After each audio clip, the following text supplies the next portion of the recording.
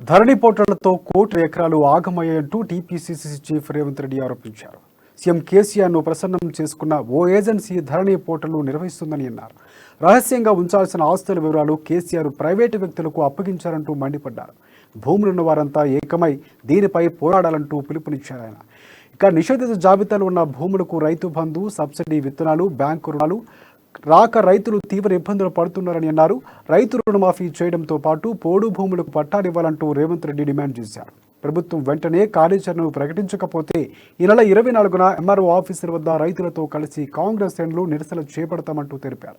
అదేవిధంగా 30న అసెంబ్లీ నియోజకవర్గ కేంద్రాల్లో డిసెంబర్ 5న కలెక్టరేట్ల ముందు నిరసన చేపడతామంటూ హెచ్చరించారు.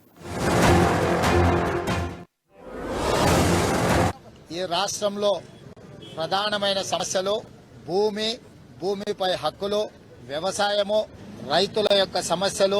ఈ సమస్యల మీద రాష్ట్ర ప్రభుత్వం ఇచ్చిన నిర్దిష్టమైన హామీలు అమలు జరగకపోవడం వల్ల జరుగుతున్న నష్టాన్ని, జరుగుతున్న మరణాలను, రైతుల యొక్క కష్టాలను తెలంగాణ కాంగ్రెస్ పార్టీ పక్షాన రాష్ట్ర ప్రభుత్వానికి చీఫ్ సెక్రటరీ ద్వారా వినతి పత్రాన్ని ఇవ్వడమే కాకుండా వివరంగా సమస్యలను రాష్ట్ర ప్రభుత్వ ప్రధాన కార్యదర్శికి వివరించడం జరిగింది.